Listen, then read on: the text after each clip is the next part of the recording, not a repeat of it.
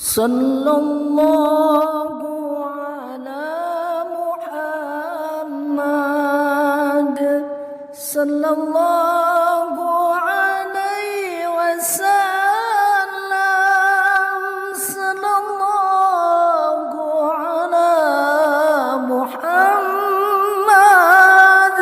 sallallahu alaihi wasallam. Alhamdulillahilladzi arsala rasulahu bil huda wa dinil haqq liyuzhirahu 'alad dini kullih wa kafa billahi shahida.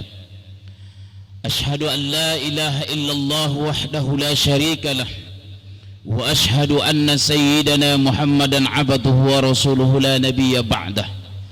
Allahumma salli wa sallim wa barik ala sayyidina wa habibina wa syafi'ina wa maulana Muhammad wa salli wa sallim wa radiyallahu ta'ala an kulli sahabati rasulillahi ajma'in.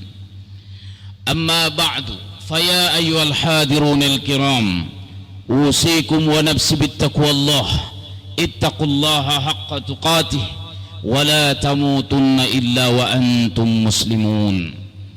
فقال الله تعالى في كتابه الكريم وهو أصدق القائلين: أعوذ بالله من الشيطان الرجيم، إنما المؤمنون إخوة فأصلحوا بين أخويكم واتقوا الله لعلكم ترحمون. وقال النبي صلى الله عليه وسلم: مثل المؤمنين في توادهم وتعاطفهم وتراحمهم مثل الجسد إذا اشتكى منه شيء تداعى له سائر الجسد بالسهر والحمى. صدق الله العظيم وصدق رسوله النبي الكريم ونحن على ذلك من الشاهدين والشاكرين والحمد لله رب العالمين. Hadirin jamaah salat Jumat yang mulia, berjuang kita sungguh-sungguh dalam kehidupan ini, kiranya selalu bertambah ketakwaan kita kepada Allah dalam setiap kesempatan, bertambah kesyukuran kita atas segala nikmat yang diberikan, bertambah kesabaran kita atas segala derita yang ditimpakan, dan bertambah pula ketawaduan kita atas segala pencapaian. Salawat beriring salam semoga senantiasa dilimpahkan keharibaan junjungan kita yang mulia, Habibana wa Maulana Muhammad. Allahumma salli wa sallim wa barik alaih. Hadirin jamaah salat Jumat yang mulia, khutbah yang singkat ini ingin khatib sampaikan tentang dua hal. Yang pertama adalah dukungan yang takkan pernah habis-habis dari semua umat Islam di dunia terhadap perjuangan kaum muslimin di Palestina. Dan ini dilakukan oleh semua negara-negara Islam di dunia, bahkan negara-negara sebagian negara-negara lain yang bukan berpenduduk muslim. Masih adakah yang bisa kita lakukan untuk mereka? Mungkin di era modern yang sekarang ini, inilah yang disebut dengan kebiadaban yang luar biasa yang dilakukan oleh Israel yang didukung oleh Amerika Serikat. Kota Gaza itu dikelilingi dengan tembok yang sangat tinggi dan dikuasai penuh oleh Israel. Dan sekarang mereka tidak bisa keluar. Dan seluruh pintu-pintu masuk ditutup. Air bersih di stop, listrik dimatikan, makanan tidak diberikan. Itu artinya pembunuhan massal, genosida yang sedang dilakukan oleh Israel dengan kekuatan tempur yang luar biasa. Mereka hantam luluh lantahkan itu Gaza, dan kapal induk Amerika Serikat sudah sampai mendekat ke sana di lautan Mediterania untuk mendukung penghancuran Gaza. Coba kita lihat di televisi betapa hancur leburnya kota Gaza. Ayah yang meninggal mengangkat anaknya yang sudah mati berdarah-darah. Seorang anak yang kehilangan ayah dan ibunya. Dan mereka sekarang tidak bisa berbuat apa kecuali hanya satu pilihannya: melawan atau mati, jihad fisabilillah. Kabar terbaru sudah sekitar 1.500 orang yang meninggal dunia dan 6.000 luka-luka parah. Rumah sakit tidak muat dan tidak sanggup menampung korban-korban perang yang sekarang ini sangat tidak berimbang. Tapi apa kata mereka para mujahid di Gaza di hari Hamas itu? Kalian bisa membunuh kami, kalian bisa hancurkan rumah sekolah dan tempat kami, tapi kalian tidak bisa membunuh iman kami. Kalian tidak bisa membungkut semangat kami mempertahankan negara bangsa kami Palestina. Oleh karena itu, apa yang bisa kita lakukan? Kita dorong bangsa negara kita, para pemimpin kita, Presiden Republik Indonesia, bukan hanya mengeluarkan pernyataan keras, tapi juga memberikan dukungan secara tegas, jelas, dan berbentuk sangat besar. Dan kita umat Islam tidak boleh berhenti. Kalau mampu kita dukunglah secara materi. Donasi yang kita berikan berapapun sangat mereka butuhkan. Tapi lebih dari itu, yang bisa dilakukan oleh kita dan mereka adalah pertolongan Allah yang diharapkan dengan doa. Dan mereka berkata, siapa lagi yang bisa menolong mereka? Negara-negara Islam di Timur Tengah tak bisa berbuat macam-macam apa. Apa yang mereka lakukan tak ada. Hampir tidak bisa mereka menolongnya.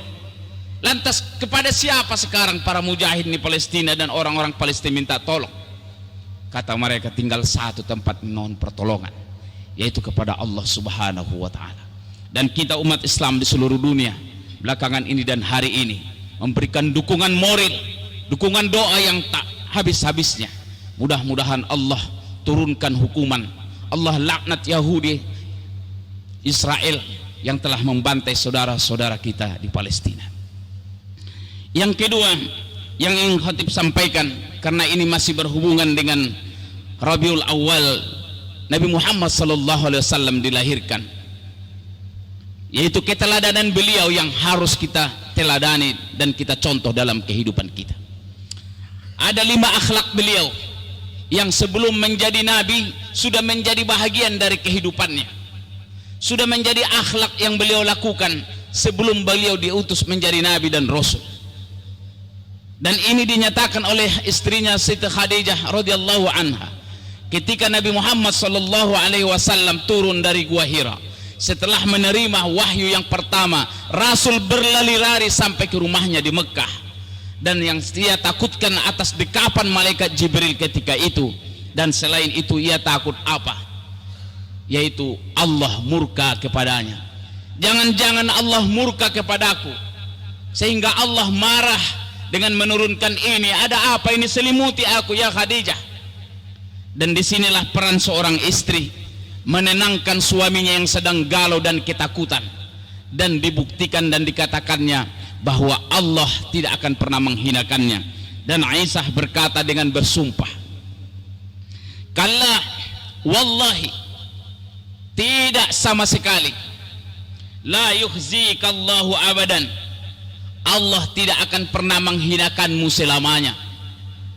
Innaka latasilur rahim wa tahmilul kalla wa taksibul ma'dum wa takribud dhaif wa ta'inu ala nawaibil haqq.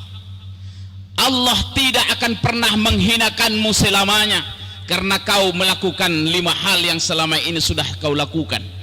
Apa akhlak Rasulullah yang harus kita teladani dalam perilaku sosialnya? Yang pertama, jaminannya adalah Rasulullah itu gemar silaturrahim. Orang-orang yang gemar silaturrahim, menjalin silaturrahim, persahabatan dan perkawanan yang luas, networking yang jauh kemana-mana, maka Allah tidak akan pernah hinakan ia. Dan Rasul juga mengingatkan, siapa yang ingin umurnya dipanjangkan, rezekinya diluaskan, fal yasil rahimah, maka sambung silaturrahim. Dan ini akhlak utama dari Rasulullah Sallallahu Alaihi Wasallam. Yang kedua, apa jaminannya bahwa Allah tidak menghinakan Muhammad Rasulullah ketika itu? Kata Khadijah radhiyallahu anha bahwa kau selalu berpihak kepada kaum duafa. Kita, siapapun yang memimpin bangsa negara ini, dan siapapun kita yang punya peran di tengah masyarakat, kita perlu keberpihakan. Guru kita Profesor Dr. Ki Haji Didin Hafiduddin menegaskan, tanda seorang mukmin itu kalau dia punya keberpihakan, Dan keberpihakan yang paling nyata adalah keberpihakan kepada kepala kaum yatim dan duafa. Kalau kita tak berpihak kepada mereka, siapa lagi yang akan menolong mereka? Termasuk berpihak kepada saudara-saudara kita kaum muslimin di Palestina, karena mereka sekarang tidak berdaya. Yang ketiga, kata Khadijah kepada Rasulullah menenangkan, kau senantiasa memberikan harapan solusi kepada setiap kesulitan yang dihadapi oleh orang lain. Inilah salah satu akhlak yang baik yang harus kita teladani.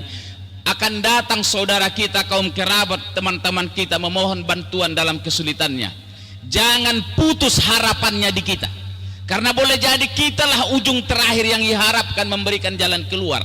Kalaulah ternyata tak sanggup kita menolongnya, mungkin ada jalan yang bisa kita berikan. Dan ini dicontohkan oleh Rasulullah. Bahkan ia gadaikan namanya kepada Yahudi ketika itu di Madinah, agar sahabatnya bisa meminjam memenuhi kebutuhannya. Yang keempat, akhlak Rasulullah yang kita teladani, dan ini jaminan bahwa dia tidak dihinakan Allah, adalah senang melayani tamu, memuliakan tamu. Orang-orang yang senang memuliakan tamu, senang menerima tamu, menjamu tamu yang datang ke rumahnya, adalah pangkal kemuliaan. Dan tidak akan Allah hinakan siapa saja yang suka melayani dan menjamu tamu yang datang ke rumahnya. Beruntunglah kita kalau masih ada orang mau bersilaturahim, berkunjung kepada kita. Dan salah satu tanda rumah yang baik itu, kalau dia masih didatangi oleh tamu. Dan tamu yang paling baik itu adalah tamu orang-orang yang miskin, duafa, yang tak berdaya, karena mereka sangat membutuhkan pertolongan kita. Dan yang kelima, kata Khadijah radhiyallahu anha menenangkan hati Rasulullah, bahwa Allah tidak murka kepadanya. Engkau adalah sosok pembela kebenaran dan pembela para pejuang kebenaran. Dan inilah yang harus kita tegakkan hari ini. Menyikapi peristiwa di Palestina itu tunjukkan kepada kita, tak mampu kita berbuat, jangan berhenti berkata. Yang pasti kita harus melakukan apapun yang bisa kita lakukan. Yang bisa bicara, bicaralah. Yang bisa berdonasi, donasilah. Yang punya kekuatan otoritas, lakukanlah. Yang pasti kita harus berpihak dan mendukung pejuang-pejuang kebenaran. Kalau ada ajakan kebaikan dan kebenaran, kita harus berada di depan. Kalau kita bisa lakukan dengan kekuatan, atau kita bisa lakukan dengan kekayaan, atau kita bisa lakukan dengan ucapan. Mudah-mudahan khutbah yang singkat ini menguatkan kita bahwa apa yang ada di hadapan kita sesungguhnya adalah pelajaran berharga. Kalau kita lemah, memang akan diinjak oleh orang lain. Kalau kita bertikai, hilanglah kekuatan kita, dan orang akan tertawa dan menganiaya, menginjak-injak kehidupan kita. Kita tinggalkan generasi anak-anak kita yang kuat, karena Allah lebih kuat kepada orang, lebih senang kepada mukmin yang kuat daripada mukmin yang lemah. Barakallahu li wa lakum fil Qur'anil azim, wa nafa'ani wa iyyakum bima fihi minal ayati wa zikril hakim, wa taqabbala minni wa minkum tilawatahu innahu huwal ghafurur rahim.